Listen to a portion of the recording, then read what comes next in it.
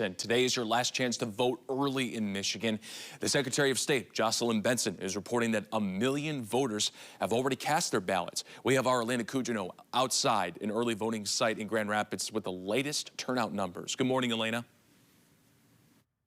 Good morning, David. Yeah, we're here outside of DeVos Place, and this is the first time this location has been used as an early in-person voting site, and it's likely been a help for election workers as they say more and more people casting their ballots ahead of Election Day on Tuesday. Now, as of yesterday afternoon, more than 2.6 million voters in our state have either voted early or by mail. That's a nearly 40% turnout in our state before Election Day even arrives this Tuesday.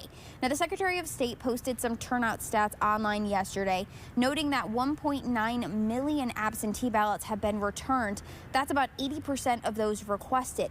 And nearly 900,000 Michiganders have voted early, with more than 13% of votes being cast by new or first-time voters. Now, today is the last day to vote early in our state. Polls hours vary depending on location, but you can still cast your ballot ahead of Election Day by going to your clerk's office and filling out an absentee ballot. Those can be returned to your clerk's office or placed in a drop box. You can also run that ballot through a tabulator on Election Day. Now, clerks say they've gotten a lot of positive feedback about the early voting process, which offers voters more time to get to the polls and shorter lines when they get there. I usually don't get home until about 5:30 or shortly after, so it is what it is, and so you get there, no matter how long the line was. We just really had that one option, so I guess the flexibility of being able to do it at a different time in a different location just made it a lot easier. Now, you can find more information on where you can vote early and those times over on michigan.gov/vote. Now, election workers and clerks are urging people to vote early because it's going to save you time. They're expecting a lot of long lines come Election Day. Live in downtown Grand Rapids, Elena Cugino, News 8. All right, thanks, Elena. And to the top of the ticket, Vice President Kamala Harris rallied voters on Saturday Night Live last night, appearing in the final episode of the show before Election Day. Presidential hopefuls from both parties have made appearances on the show, including former President Trump, who hosted back in November of 2015.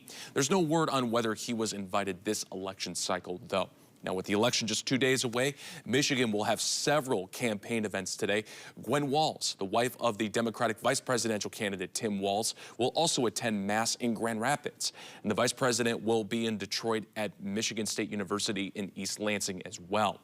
Now, on the eve of the election, former President Trump will have a rally in Grand Rapids, continuing his tradition from previous elections.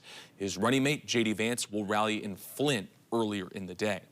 Here's a look at our plans for your Election Day coverage. That being said, our crews will be across the state to bring you live results and voter reactions.